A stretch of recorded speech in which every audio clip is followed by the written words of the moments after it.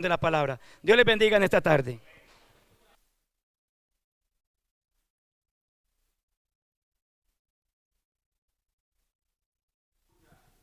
Gloria a Dios, aleluya. Dios les bendiga a todos mis amados hermanos, a todos los amigos que nos visitan, que vienen por primera o segunda vez. Les saludamos, nos alegramos mucho de verles en este lugar, que es casa de Dios y puerta del cielo. Y también saludamos a todos los que están participando del culto a través de nuestro canal Refugio para el Alma TV, desde cualquier lugar del mundo donde nos estén sintonizando. Deseamos que el Señor bendiga mucho sus vidas a través de su maravillosa palabra. Gloria al Señor. Voy a invitarle a que estén puestos en pie y a que abran sus Biblias en la epístola del apóstol Pablo a los Romanos, en el capítulo 12.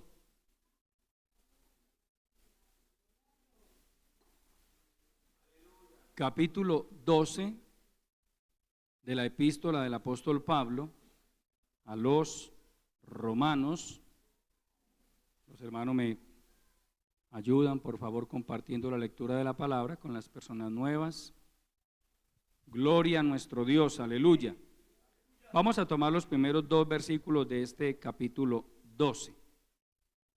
Así que, hermanos, os ruego por las misericordias de Dios que presentéis vuestros cuerpos en sacrificio vivo, santo, agradable a Dios, que es vuestro culto racional. No os conforméis a este siglo, sino transformaos por medio de la renovación de vuestro entendimiento, para que comprobéis cuál sea la buena voluntad de Dios, agradable y perfecta. Amén. Padre nuestro que estás en los cielos, continuamos delante de tu bendita presencia, adorando y glorificando tu santo nombre. Gracias por este momento maravilloso en el que vamos a entrar a recibir el alimento espiritual para nuestras almas, Señor, tu bendita palabra. Háblanos a través de ella, Señor. Imparte fe a cada persona, Señor, que podamos recibir tu palabra con fe, con humildad y con la firme disposición de ponerla por obra en nuestras vidas. Lléname de tu gracia, por favor. Úngeme con tu Santo Espíritu. Entrégame un mensaje de tu palabra que venga directamente del cielo, directamente del trono de la gracia, y que sea de mucha bendición, de mucha edificación para todo tu pueblo. Salva las almas, sana a los enfermos, liberta a los oprimidos por el diablo. Todo esto te lo pedimos en el nombre maravilloso de Jesucristo, y te damos de antemano a ti la honra, la gloria y el reconocimiento, porque solo a ti pertenecen en Cristo Jesús. Amén. Aleluya. Tomen asiento, mis amados hermanos y amigos. Los sacrificios espirituales nos llevan a ser renovados. Ese es el tema que el Señor me ha regalado para compartirles en esta preciosa hora.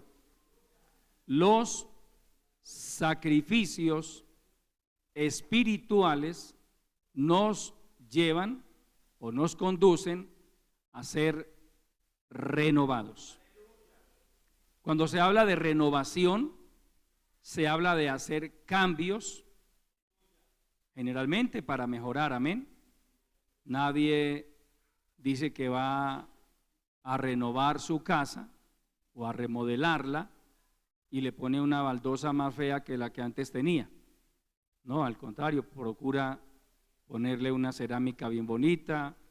Los baños seguramente tenían un enchape también muy viejo y entonces ahora le pone uno más bonito porque quiere renovar. Otros tienen la capacidad económica y dicen voy a renovar todo, y cambian comedor, cambian juego de sala, camas, todo mejor, todo más bonito. Entonces, renovar habla de cambiar cosas, pero siempre con la intención de mejorar. Obviamente, eso también tiene aplicación a la vida espiritual. El cristiano debe continuamente anhelar ser renovado por el Señor. A veces nosotros nos vamos envejeciendo desde el punto de vista espiritual, nos vamos secando, nos vamos muriendo, las muchas ocupaciones, aún el descuido espiritual puede conducir al cristiano a perder su lozanía espiritual, a perder vigor espiritual. Y hay momentos en que un buen cristiano tiene que llegar a la conclusión: yo necesito ser renovado por el Señor. Yo necesito ser fortalecido por Dios. Entonces ahí es donde entran en juego los sacrificios espirituales, de los que vamos a ir hablando con la ayuda de Dios en esta hora. Generalmente toda persona o casi todas las personas ofrecen sacrificios. Amén. Por naturaleza, el hombre es un ser con una inclinación espiritual. Usted mira un poco la historia y ella nos dice que nuestros antepasados de varios siglos atrás, de miles de años atrás, ellos ofrecían sacrificios a sus dioses. Algunos ofrecían sacrificios al sol, a la luna, a las estrellas. Otros le ofrecían sacrificios a la misma tierra. Otros a animales. Otros desde antaño, digamos desde los muy recién creada la raza humana, el hombre inspirado por Satanás, por supuesto, que el Señor lo reprenda. La idolatría, déjeme decirle, amigo, que está en este lugar y que nos ve en cualquier lugar, la idolatría tiene un componente 100% satánico, diabólico. Así el ídolo se llame María, así el ídolo se llame el cura Marianito. No tengo la intención de ofender a nadie, pero sí es mi deber enseñarle a usted la verdad. Amén. Como se llame el ídolo, porque cualquier objeto de adoración diferente al Dios Todopoderoso es idolatría. Amén. Entonces, hoy en día pues hablamos de sacrificios más modernos. Anteriormente, y de hecho hay culturas que lo hacen todavía, pero ya no es el común denominador, pero anteriormente siempre los sacrificios iban acompañados de sacrificios de animales y otro tipo de ofrendas. Hoy en día pues la gente ofrece otro tipo de sacrificios, velas, sahumerios, oraciones, procesiones, promesas.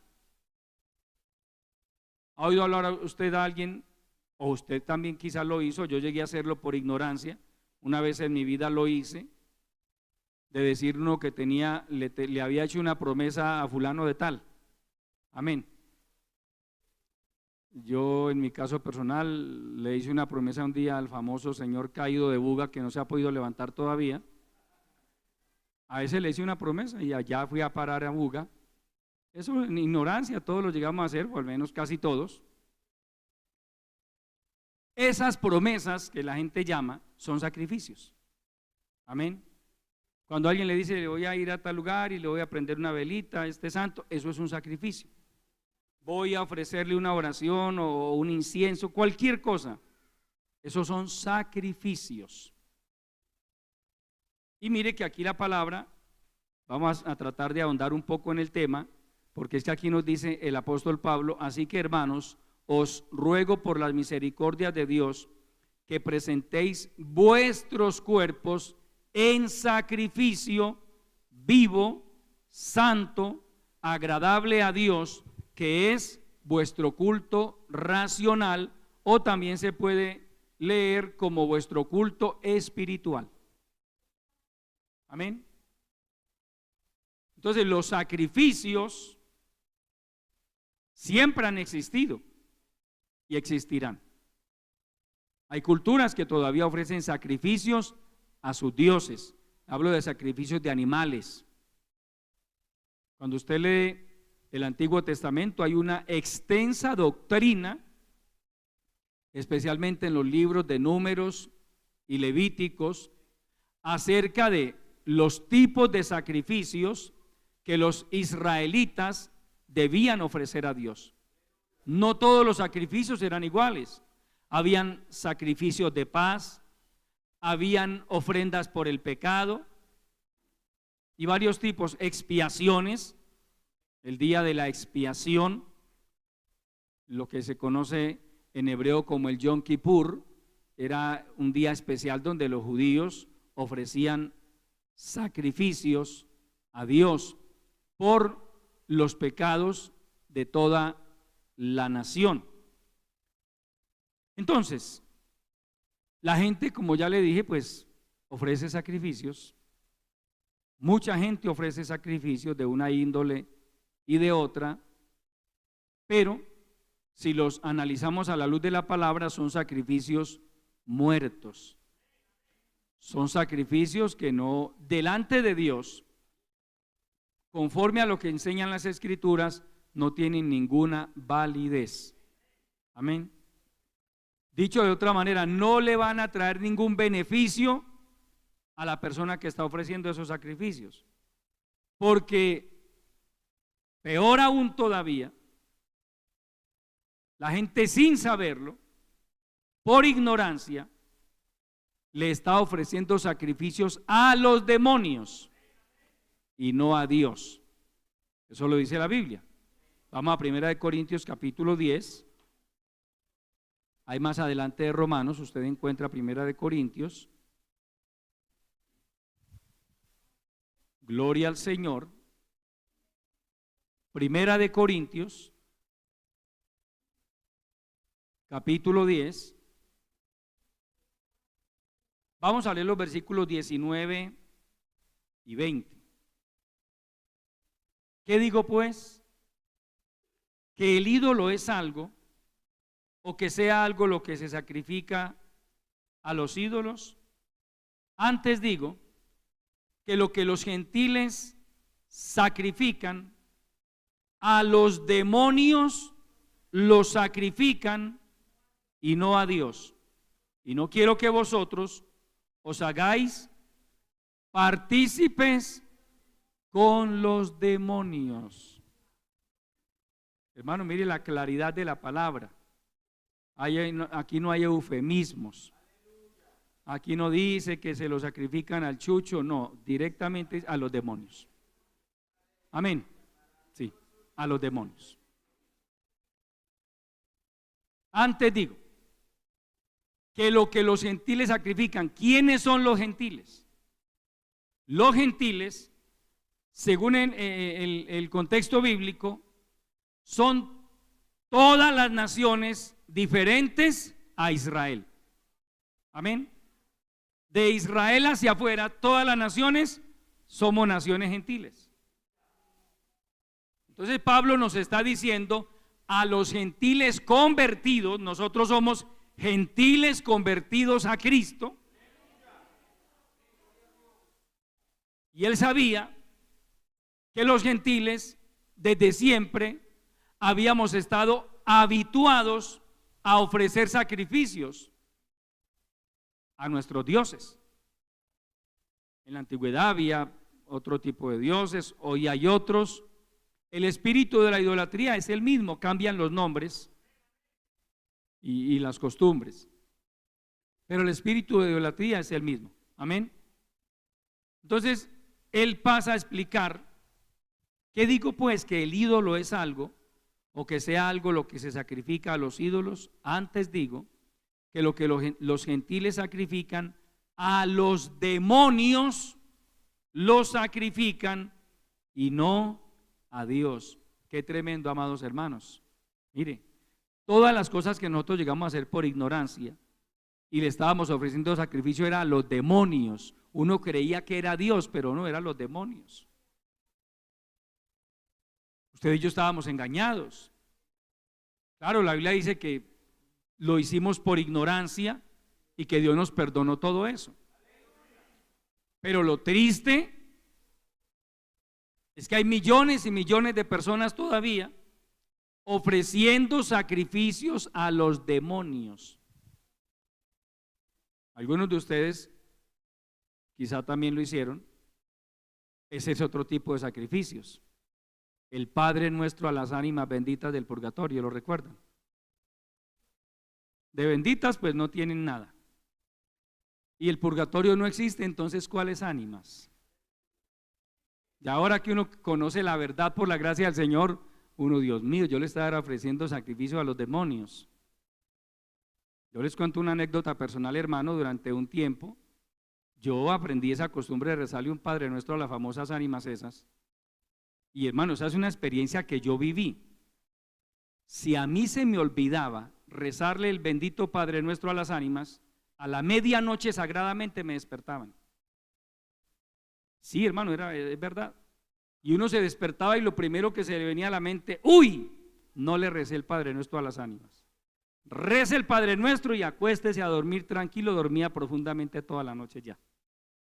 Es decir, que venía un demonio a despertarlo a uno. ¿Ah? Qué tremendo, hermano. Muchos de nosotros practicamos ese tipo de cosas por ignorancia. Sacrificios.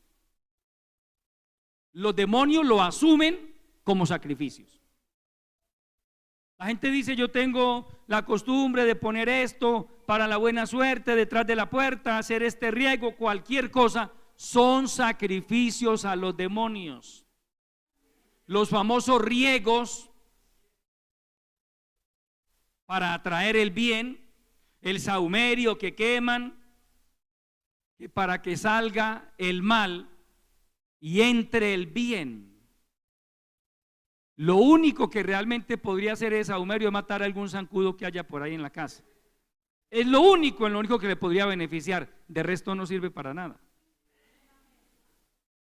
Eso ni saca el mal ni entra el bien. Llena la casa de humo. Pero para los demonios son sacrificios. Ellos lo toman como sacrificios que a ellos les están ofreciendo.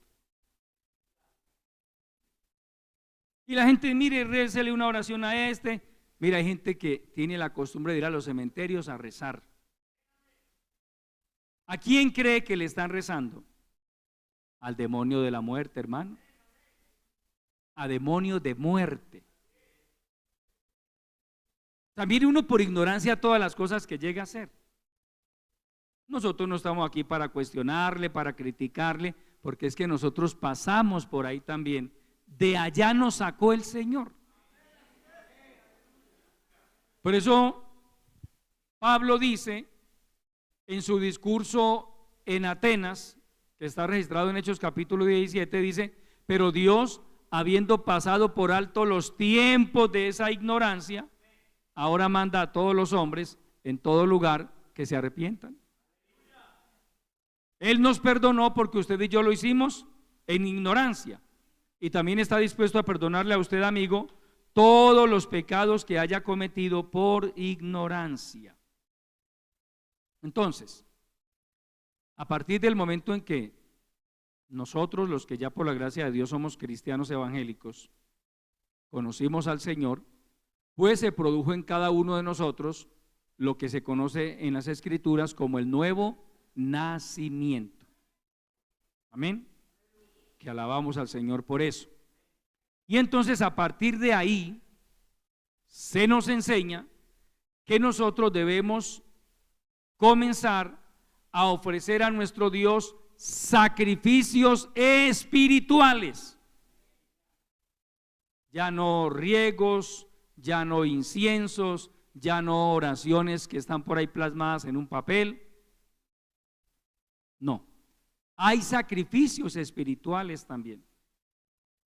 Así como hay sacrificios físicos, como les decía, en Israel, los judíos por cientos y cientos de años sacrificaron animales a Dios.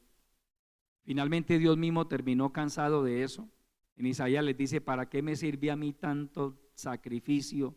Eso no me sirve de nada. Estaba hastiado. Dios dice: estoy hastiado de sus sacrificios. Porque todo una israelita pecaba y mataba un corderito y ya quedó listo. Pero seguían en la maldad. Es decir, quedó comprobado que esos sacrificios no producían cambios, mientras que los sacrificios espirituales sí producen cambios en la vida del cristiano. Amén. ¿Por qué? Porque los hacemos de acuerdo al modelo bíblico. Aleluya. Si usted va a Hebreos capítulo 9, vamos allí por favor. Hebreos capítulo 9.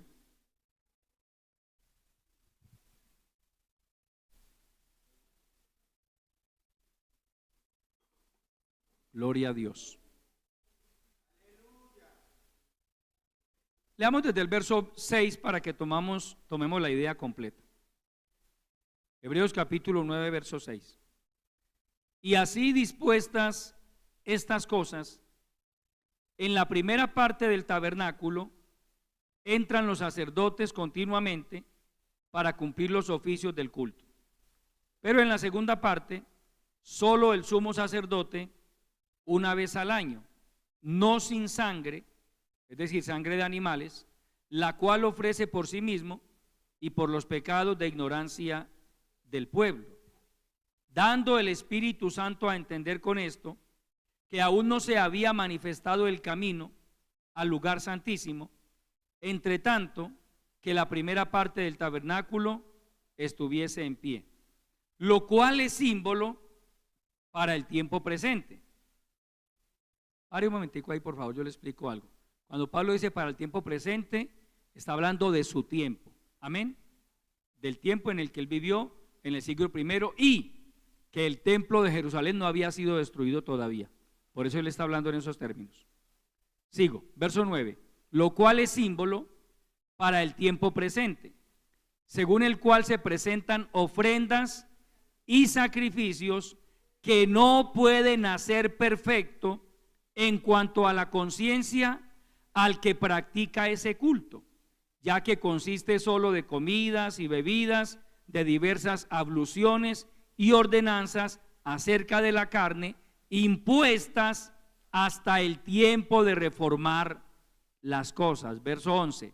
Pero estando ya presente Cristo, sumo sacerdote de los bienes venideros, por el más amplio y más perfecto tabernáculo, no hecho de manos, es decir, no de esta creación, y no por sangre de machos cabríos ni de becerros, sino por su propia sangre, entró una vez para siempre en el lugar santísimo, habiendo obtenido eterna redención. Y pase al verso 24 de ese mismo capítulo. Porque no entró Cristo en el santuario hecho de mano, es decir, en el templo de Jerusalén, figura del verdadero, sino en el cielo mismo, para presentarse ahora por nosotros ante Dios, y no para ofrecerse muchas veces, como entra el sumo sacerdote en el lugar santísimo cada año, con sangre ajena. De otra manera, le hubiera sido necesario padecer muchas veces desde el principio del mundo. Pero ahora, en la consumación de los siglos, se presentó una vez para siempre por el sacrificio de sí mismo para quitar de en medio el pecado. Miren, amados hermanos, aquí está explicando el autor de esta epístola, que corrijo, no es Pablo, se cree que fue Pablo, pero no podemos afirmar que haya sido él, por lo que no hay una evidencia concreta. Él está explicando, está estableciendo ese paralelo entre los sacrificios del Antiguo Testamento, que únicamente vinieron a cesar, a detenerse en el año 70 de nuestra era, cuando el templo en Jerusalén fue destruido. Hasta ese entonces los judíos ofrecieron sacrificios en el templo. Ya con la destrucción del templo y los judíos fueron esparcidos por el mundo, los que quedaron vivos, porque Flavio Josefo, un historiador judío, pero que al momento en que el Imperio Romano comenzó a rodear a Jerusalén en el año 66 de nuestra era, porque el asedio romano duró 4 años, eso se tardaron los romanos para poder penetrar la ciudad, para poder derribar los muros de Jerusalén, 4 largos años. Flavio Josefo era judío, pero por alguna razón él había entendido que los judíos estaban equivocados en su percepción, en la rebelión contra la cual con la cual se habían levantado contra Roma. Entonces Flavio Josefo se pasó al bando de los romanos. Flavio Josefo fue testigo ocular, presencial de la destrucción de Jerusalén. Él lo vio todo. Y él dice, y por supuesto con toda la autoridad para hacerlo, que murieron alrededor de 1.100.000 judíos durante esos 4 años de asedio. Eso es mucha gente, amados hermanos. Y el pueblo judío no era un pueblo inmenso de millones y millones, no. El resto de judíos, el asedio termina en el año 70 con la destrucción del templo y queman a Jerusalén los romanos, y el resto de judíos que quedaron fueron esparcidos por el mundo, vendidos como esclavos. Entonces, por obvias razones, ellos ya no volvieron a ofrecer sacrificios, porque para un judío sí es sagrado que para ofrecer ese sacrificio tenía que ser en el templo. Como ellos no tienen templo, todavía no tienen templo, no han vuelto a ofrecer sacrificios. Pero para el momento en que el escritor de esta epístola hace este trabajo, Jerusalén no había sido destruida todavía. Entonces, por eso es que él habla en tiempo presente. Por eso él dice, así, verso 6, y así dispuestas estas cosas en la primera parte del tabernáculo, entran, está hablando en presente, los sacerdotes continuamente para cumplir los oficios del culto. Pero en la segunda parte, solo el sumo sacerdote una vez al año, no sin sangre, la cual ofrece por sí mismo y por los pecados de ignorancia del pueblo, dando el Espíritu Santo a entender con esto que aún no se había manifestado el camino al lugar santísimo, entre tanto que la primera parte del tabernáculo estuviese en pie, lo cual es símbolo para el tiempo presente. Pero ahí donde quiero que quede muy claro, no es para este tiempo, sino para el tiempo en que el autor escribió esta epístola. Amén. Lo cual es símbolo para el tiempo presente, según el cual se presentan, en el tiempo del autor, todavía se ofrecían sacrificios en el templo, se presentan estos sacrificios en el altar. Dice que no pueden hacer perfecto en cuanto a la conciencia al que practica ese culto. Los sacrificios de animales y otro tipo de sacrificios, que no vamos a entrar en ese detalle, no hacían perfecto a nadie en cuanto a la conciencia. Porque si con algo tiene que aprender a trabajar una persona, en este caso un cristiano evangélico, es con su conciencia. Porque yo quiero decirle, amado hermano, que si usted lo permite, Satanás, que el Señor lo reprenda, le convierte su conciencia en una colcha de retazos. Amén. Es decir, lo mantiene a usted espiritualmente hablando enfermo. Y le dice, Dios no le ha perdonado eso que usted hizo. Y hay creyentes que viven con su conciencia enferma. Cristianos evangélicos. Alguien alguna vez hace mucho tiempo, no recuerdo ni quién, me dijo, pastor, yo todos los días le pido mucho perdón al Señor por eso que yo hice como 20 años atrás lo había hecho. Y al día de hoy todavía le pedía perdón a Dios. No haga eso, amado hermano. Usted tiene que apropiarse del perdón de todos sus pecados. Me explico. Usted que ya es cristiano evangélico para la gloria de Dios, no tiene que estar pidiendo perdón por los pecados que haya cometido antes de haberse convertido a Cristo.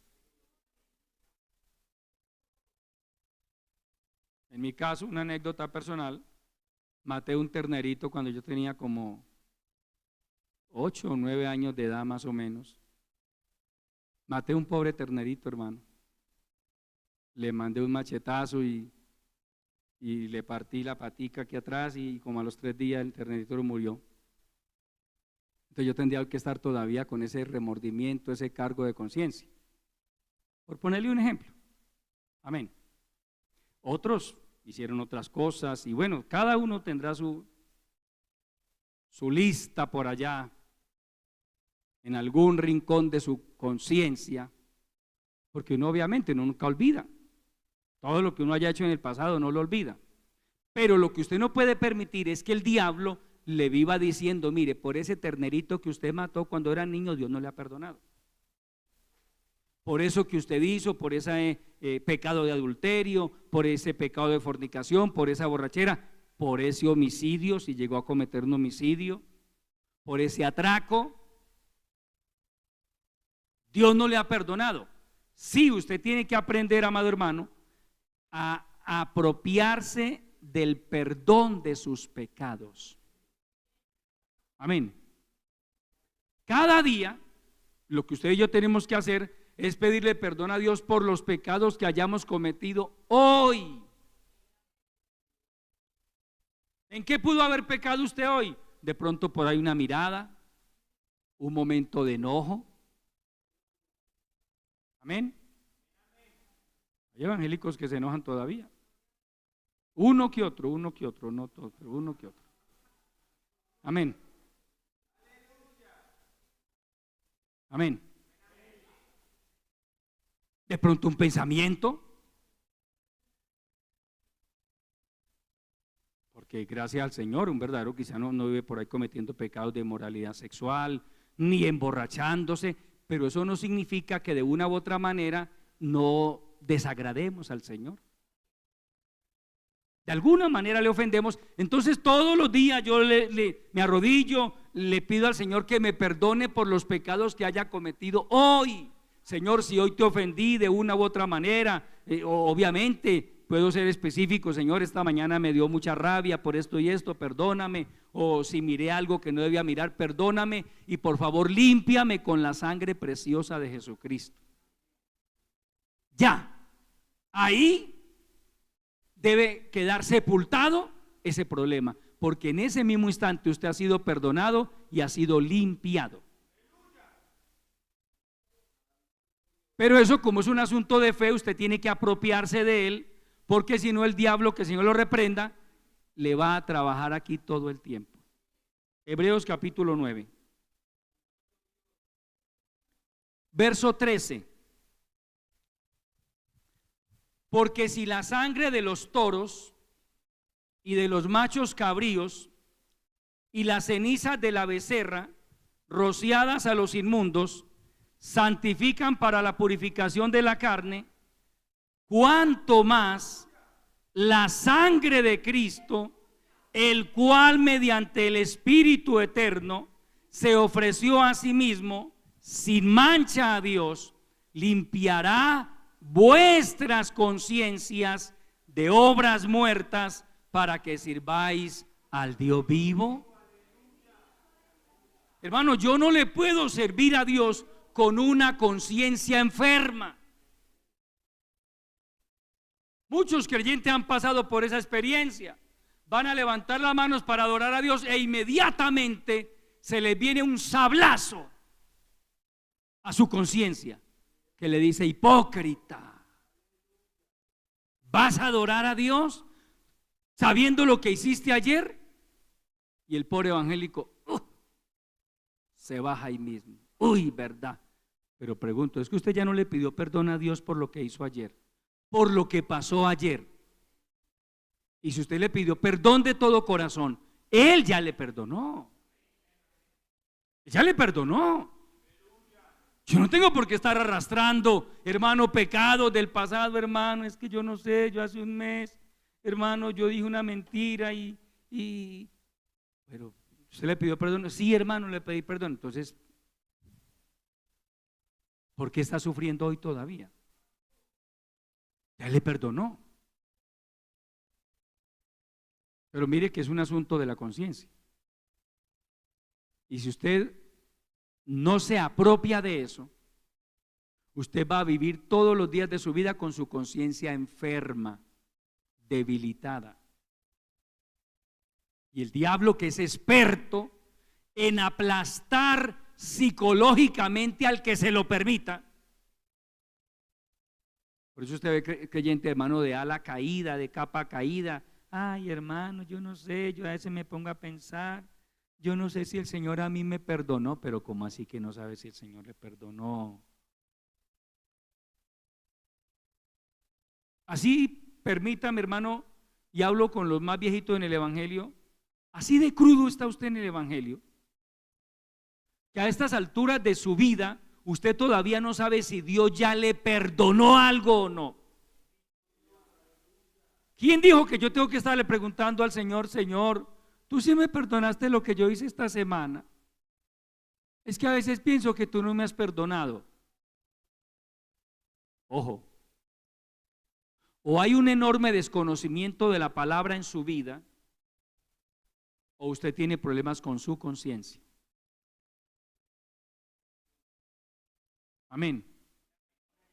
Porque lo que me dice la palabra a mí es que si confesamos nuestros pecados, Él es fiel y justo para perdonar nuestros pecados y limpiarnos de toda maldad. ¿Lo dice o no lo dice la palabra? Hermano, ¿por qué tiene usted que andar arrastrando pecados del pasado?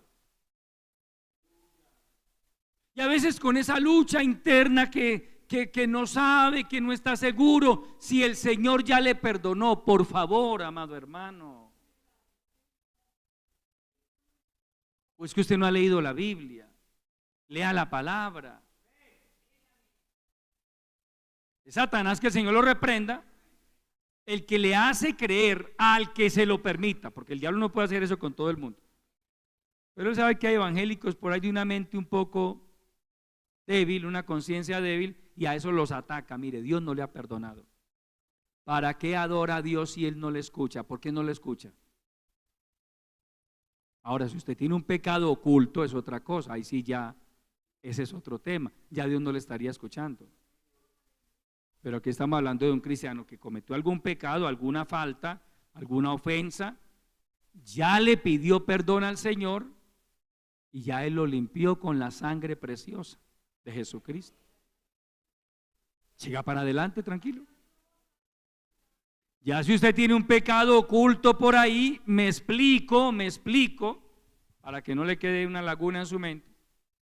Vamos a suponer, un cristiano evangélico desafortunadamente cometió un pecado de adulterio, hablemos en el pecado, a su esposa no le ha dicho nada, porque claro, él sabe el agua que lo moja.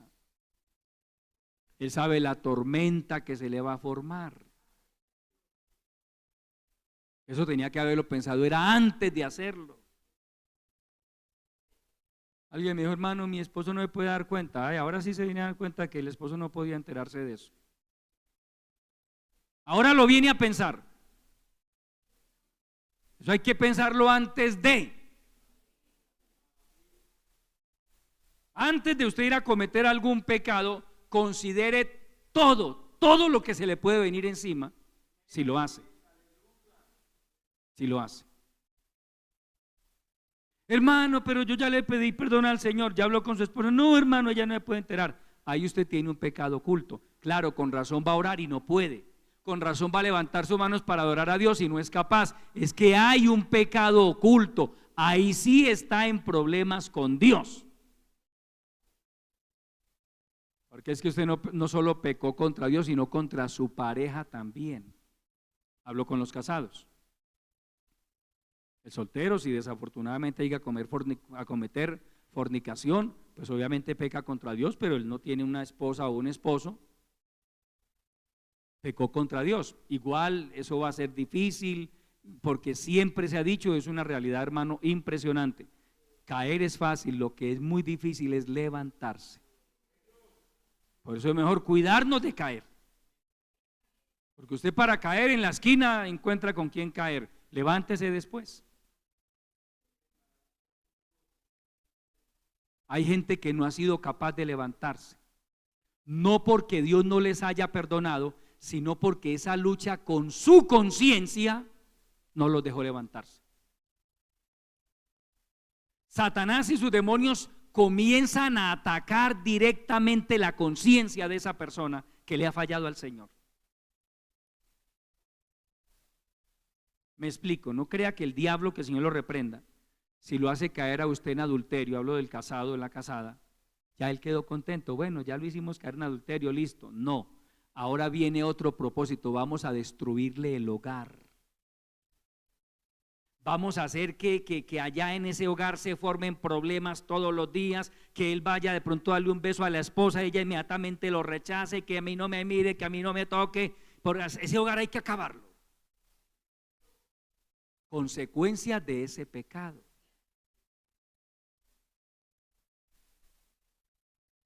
Amén. Alguien reclamaba una vez y nos decía, pastor, es que ella todavía no me tiene confianza. Pues hermano, dele tiempo, ¿qué más quiere? ¿Cómo le va a tener confianza si hace un mes la engañó? ¿Ah? ¿Cómo quiere que, ay, mi amor, confío en ti 150%? ¿Cómo? No le tiene, claro que no le tiene confianza. Ahí le va a tocar pagar un precio, ojalá de unos 500 ayunos siquiera, para que vuelva a recuperar la confianza de su esposa o de su esposo. Sí, así es, hermano, así es. Es que por eso a través de la palabra Dios nos exhorta tanto acerca del pecado, porque es que sus consecuencias son terribles, hermanos, son terribles. Volver a levantar la mirada después de una caída en algún pecado de inmoralidad no es fácil, no es fácil. Que Dios nos guarde a todos. Es mejor cuidarnos. Usted así anda con su mirada tranquila, su conciencia tranquila. Amén. ¿Dios le perdona? Claro que le perdona. Pero van a venir consecuencias. Y cuando comienzan a venir esas consecuencias es donde al creyente le comienza esa lucha interna. ¿Será que Dios no me perdonó? ¿Será que Dios no me perdonó? Mire el caso de David, hermano. Perdió 4 hijos. Un momento de placer a David se le convirtió en un infierno para el resto de su vida. El primero, el bebé que le nació a Betsabé. Ayunó 7 días, 7 días, de corrido. Porque los judíos para ayunar, hermanos, son tremendos para ayunar. 7 días, tirado en el piso. Porque él decía, él albergaba la esperanza de que Dios tuviera misericordia del niño. Y Dios dijo, no, ese se muere. Ese no vive. Dios es misericordioso. A veces, man, mi Dios, ¿por qué no? ¿Qué culpa tenía el niño? Al contrario, fue un acto de misericordia de parte de Dios. Como ese niño era el producto de un adulterio, la vida de ese niño hubiera sido una desgracia. Dios más bien se lo llevó. Amén. Luego viene Amnón, el hijo mayor de David, y viola a su media hermana Tamar. ¿Usted se imagina las luchas de David? ¿Será que Dios no me perdonó? ¿Será que Dios no me perdonó? Pasan como unos 3 años y viene Absalón, que era hermano de Tamar, y mata a Amnón, su medio hermano. ¿Usted se imagina otra vez la lucha de David? ¿Será que Dios no me ha perdonado? ¿Será que Dios no me ha perdonado? Pasan unos años y Absalón, el propio hijo de David, se rebela contra él, se levanta contra él, levanta un ejército contra su propio padre y llega Joab en una batalla y lo mata. Y en el segundo libro del profeta Samuel, usted ve allá a David llorando de una manera desconsolada: Absalón, Absalón, hijo mío, Absalón, ¿quién me diera que muriera yo en lugar de ti, hijo mío, Absalón? Otra vez, ¿será que Dios no me perdonó? ¿Será que Dios no me ha perdonado? ¿Será que Dios no me ha perdonado? Sí le perdonó, pero es que las consecuencias del pecado llegan. Es decir, hermano, las consecuencias del pecado no tienen nada que ver con el perdón por ese pecado. Dios sí le perdona, pero las consecuencias van a llegar. Y es ahí donde muchos se quedan y no son capaces. No son capaces, no se apropian del perdón, no son conscientes de que el pecado les trae consecuencias, porque el diablo usa todo ese material para decirle: mire, si Dios le hubiera perdonado, ¿por qué pasó esto? ¿Por qué pasó aquello? ¿Por qué esto? ¿Por qué lo otro? ¿Por qué esto? ¿Por qué esto? Y muchos han perdido esa batalla y no han sido capaces de levantarse.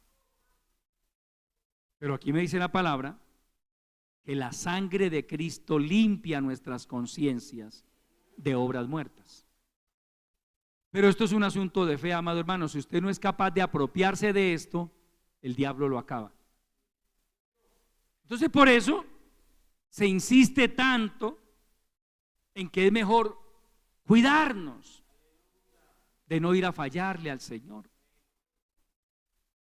Porque yo le podría decir, yo le podría hablar a usted solamente de la parte positiva y no hablarle de todo esto, que es un poco más crudo.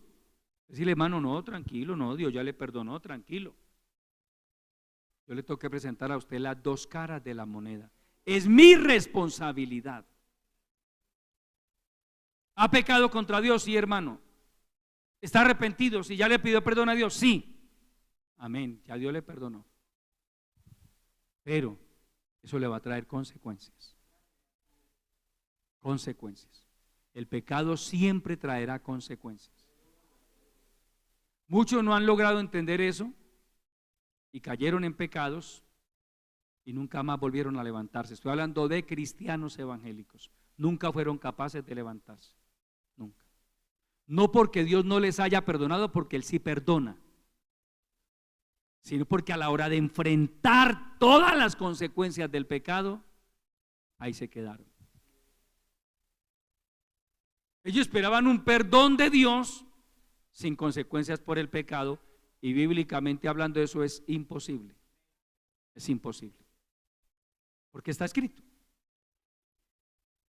El pecado trae consecuencias, hermano. Entonces por eso es mejor que luchemos todos los días. Oremos: Señor, guárdame, Señor, ayúdame. Piense, amado hermano, si usted estuviera pasando en este momento por una lucha tremenda, una tentación de fallarle a Dios de una u otra manera, comience a considerar las consecuencias. ¿Qué pasaría?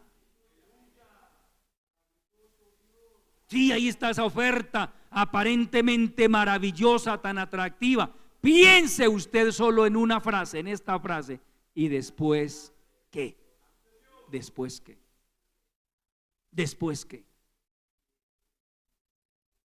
Después de que haga eso, que pase ese momento, que eso es un rato, son unos minutos.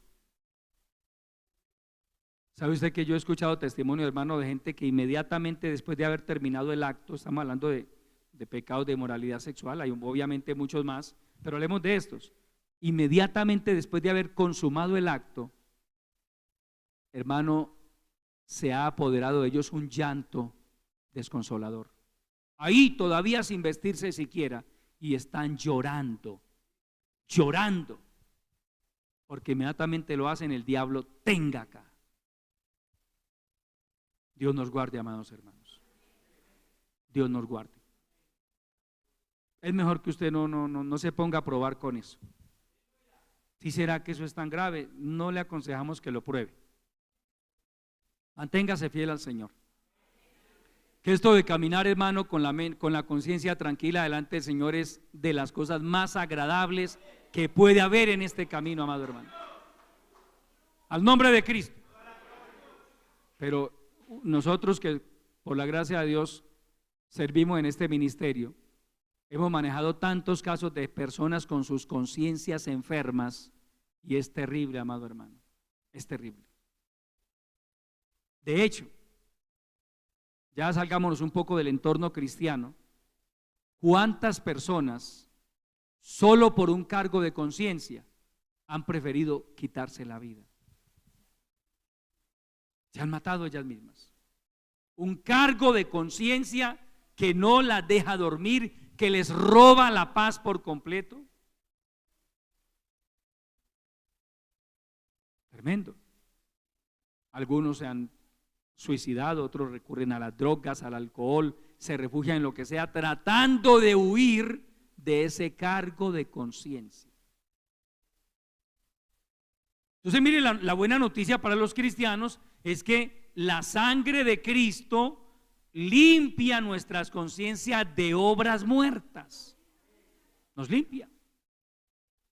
Ya Dios me perdonó. Fallé en esto, fallé en aquello, pero yo sé que ya el Señor me perdonó.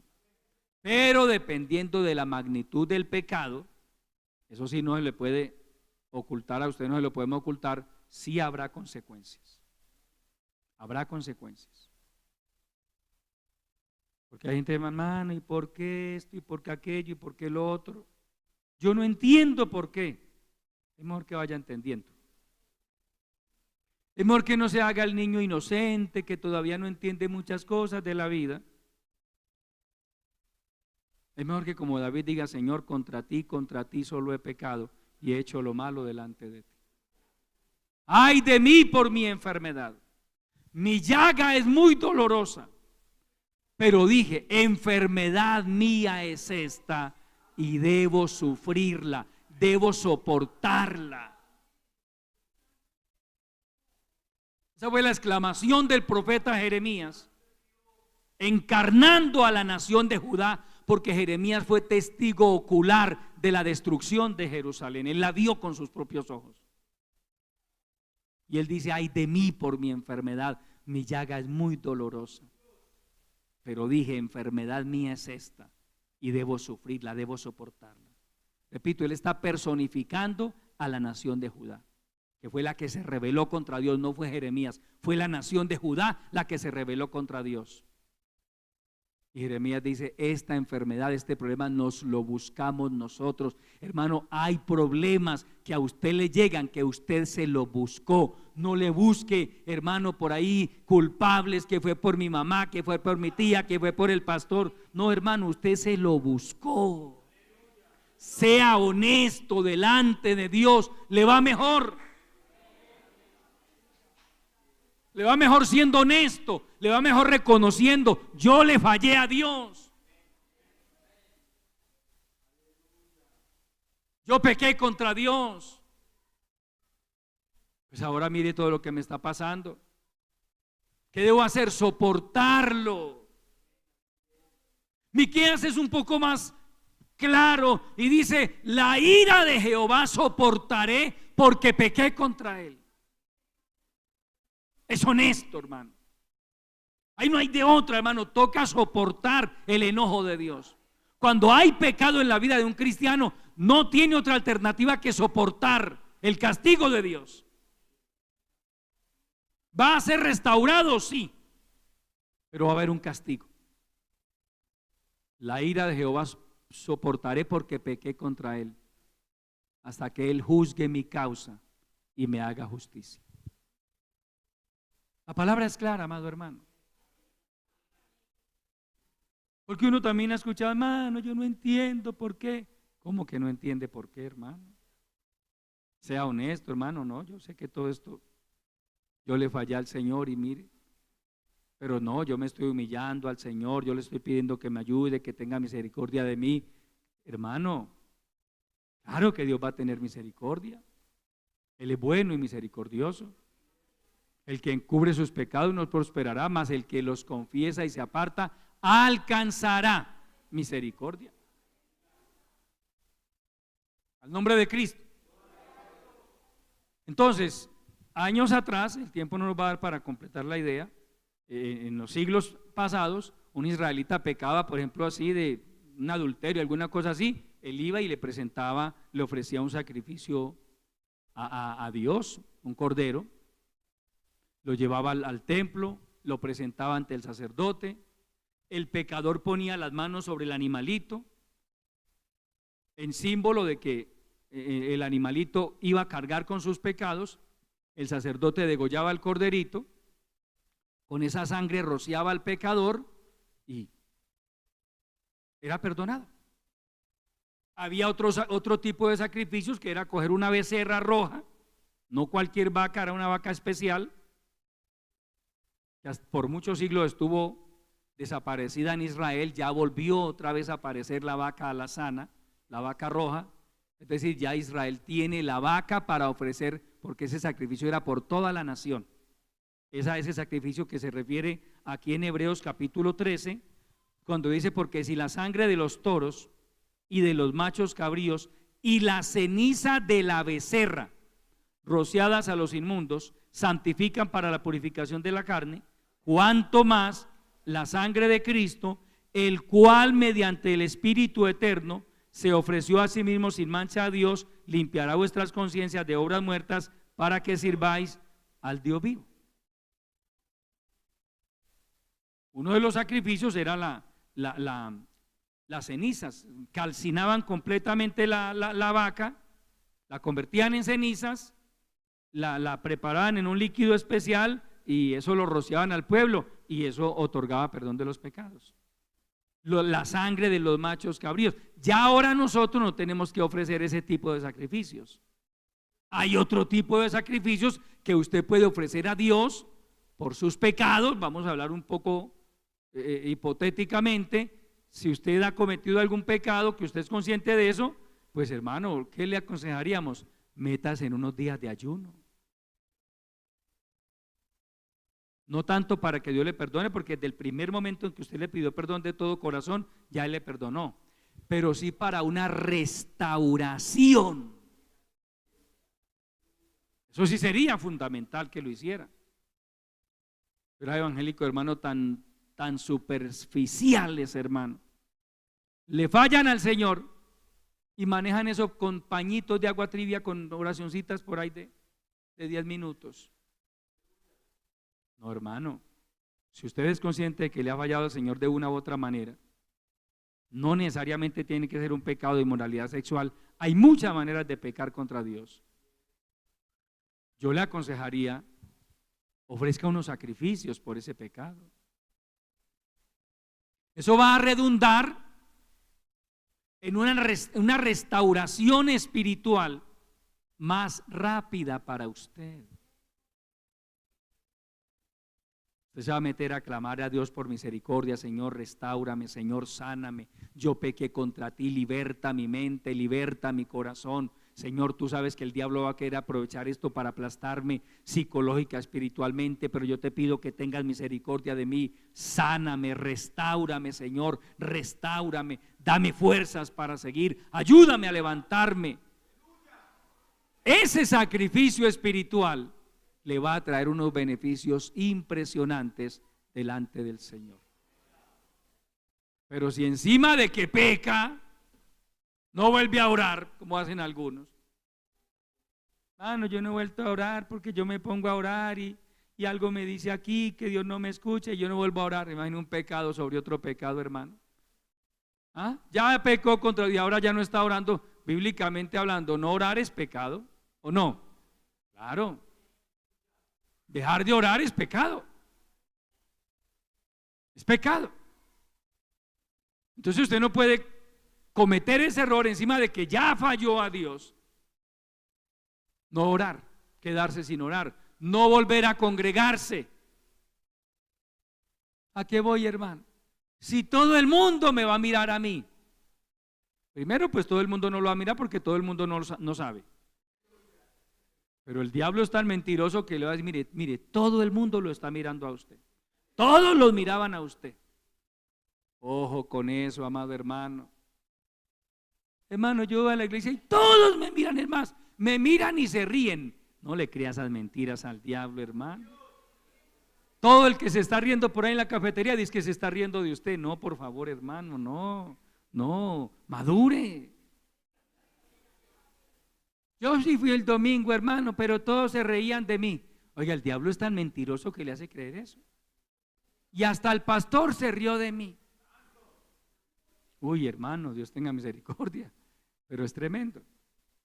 El diablo va a aprovechar cualquier detalle. Y están por ahí dos hermanos riéndose de un chiste de Condorito y usted los alcanza a ver. Se están riendo de mí. Todos se reían de mí. Entonces le dice el diablo, ¿para qué va a volver allá? ¿Y para qué va a orar si ya Dios no lo escucha? Entonces muchos creyentes pierden la batalla en su mente, porque no se apropian de lo que dice la palabra, que la sangre de Cristo limpia nuestras conciencias de obras muertas, para que sirvamos al Dios vivo, es decir, para que sigamos adelante, perseverando, luchando. Ahora tengo que pagar un precio, pero yo sé que Dios me va a restaurar, yo sé que Dios me va a levantar, Él me va a ayudar. Y yo voy a volver a ser un cristiano vencedor, victorioso, en el nombre de Jesucristo. Amén, amados hermanos. Los sacrificios espirituales nos llevan a ser renovados. Hay que ofrecer sacrificios. Hay otros. La próxima semana, con la ayuda del Señor, hablamos de otro tipo de sacrificios espirituales también y que estamos llamados a ofrecer los hijos de Dios. Póngase de pie y le damos gracias al Señor por su bendita palabra. Padre nuestro que estás en los cielos, Señor, yo te alabo, mi Dios, yo te glorifico. Así como has puesto tu palabra en mis labios, la he compartido con tu pueblo, Padre bueno. Gracias. Gracias por tu palabra, Señor. Gracias por recordarnos que tú eres misericordioso, que tú perdonas los pecados de cualquiera que esté dispuesto a confesarlos y apartarse de ellos de todo corazón. Padre, ten misericordia de aquellos hermanos que tal vez tienen luchas internas con su conciencia. Ayúdales, porque el diablo se ha aprovechado de eso para aplastarles. Ayúdales a entender que tú ya les perdonaste, que la lucha de ellos, el problema de ellos, no es si tú les perdonaste o no, porque tú lo hiciste. La lucha de ellos está en su mente, está en su conciencia, porque no han sido capaces de apropiarse de tu perdón y de los efectos poderosos de la sangre preciosa de tu Hijo Jesucristo. Glorifica tu palabra en cada vida, Señor. Ayúdanos a ponerla por obra cada día. Bendice a todo tu pueblo en el nombre maravilloso de Jesucristo. Señor, te lo pedimos y te damos muchas gracias. Amén. Aleluya. Bien, mis amados hermanos, recordarles a todos la programación de esta semana. El martes, culto de oración 6:30 de la tarde. Y jueves y viernes, como son festivos, entonces vamos a tener ayuno en este lugar los 2 días. Amén. La programación del jueves, ayuno desde las 7:30 de la mañana, el templo va a estar habilitado. Ayuno hasta las 3 de la tarde. Vamos a nuestras casas, tomamos el alimento. De hecho, si usted quiere almorzar aquí, también puede hacerlo. A las 6:30 de la tarde tendremos nuestro culto el día jueves con la ayuda del Señor. Y el día viernes volvemos otra vez en ayuno, los que podemos ayunar. Si usted no puede ayunar, venga a orar, no hay problema. Si por motivos de salud no puede ayunar, no se sienta mal por eso, Dios lo sabe. Venga y ore, aproveche ese tiempo para orar. Amén. Si necesita traer un refrigerio, lo trae y va a la cafetería. Nadie lo va a criticar por eso, hermano. Aquí no estamos para, ay, ¿usted por qué está comiendo tan carnal? Nadie tiene por qué, no. Pero si puede ayunar, hágalo, porque el ayuno es una bendición, hermano. Los cristianos sabemos que ayunar es una bendición. Entonces el día viernes también estaremos ayunando con la ayuda del Señor, y a las 3 de la tarde terminamos y ya nos vamos a descansar a nuestras casas. Es decir, el viernes no habrá culto en la tarde, solamente el jueves a las 6:30. Amén. Dios les bendiga, mis amados, Dios les guarde. Damos gracias al Señor y le pedimos que nos bendiga durante toda esta semana.